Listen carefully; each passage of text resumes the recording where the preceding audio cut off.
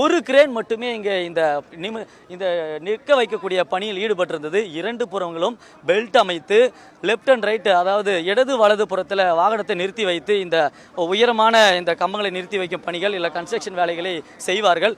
ஒரே ஒரு வாகனத்தால் இதனுடைய எடை தாங்க முடியவில்லை. காற்றினுடைய வேகமும் அதிகமாக இருந்ததால் விசையின் காரணமாக இந்த கொடி கம்பம் விழுந்திருப்பதை நம்மால் உணர முடிகிறது.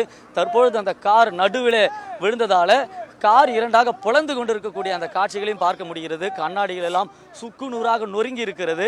அருகிலேயும் ஒரு கார் இருந்தது, அந்த காரில் விடவில்லை. அதே போல ஏறத்தாழ 20க்கும் மேற்பட்ட ஊடகவியலாளர்கள் இந்த செய்தியை சேகரித்து கொண்டிருந்தார்கள்.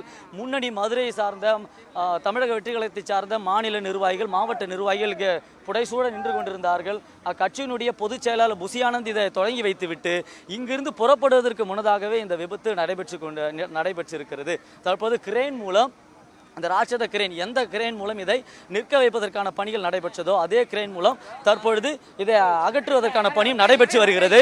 தற்பொழுது தன்னார்வலர்கள் அந்த கம்பத்தை அகற்றி வருகிறார்கள். நம்முடைய ஒளிப்பதிவாளர் சரத்குமார் அந்த காட்சியிலே காண்பித்துக் கொண்டிருக்கிறார். இதை சுற்றி பவுன்சர்கள் தற்பொழுது பாதுகாப்பு வளையத்தை சுற்றி உள்ளே யாரும் வரக்கூடாது என்பதற்காக செக்யூரிட்டிகள் மற்றும் பவுன்சர்கள் பணியமர்த்தப்பட்டிருக்கிறார்கள். தற்பொழுது அந்த விழுந்த இடத்தில், அதாவது கார் மேலிருந்து அந்த கொடி கம்பம் எடுத்து கீழே வைக்கப்பட்டிருக்கிறது.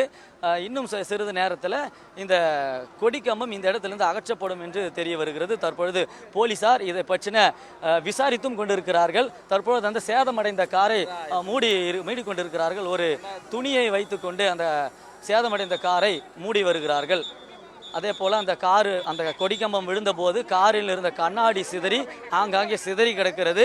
அதையும் சீக்கிரமே அதை சுத்தப்படுத்த வேண்டும், அந்த கண்ணாடிகளை அகற்ற வேண்டும் என்று தன்னார்வலர்களுக்கு போலீசார் அறிவுறுத்தி இருக்கிறார்கள். மீண்டும் அதனால் வேறு ஏதேனும் காயங்கள் ஏற்பட்டுவிடக்கூடாது என்று அதை அகற்ற சொல்லியிருக்கிறார்கள்.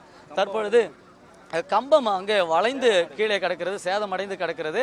அதை அகற்றுவதற்காக தன்னார்வலர்கள் வந்து கொண்டிருக்கிறார்கள். நீலக்கலர் உடை அணிந்து தற்பொழுது வந்து விட்டார்கள். கார் மீள கடந்த அந்த கொடி கம்பத்தை கீழே வைத்திருக்கிறார்கள்.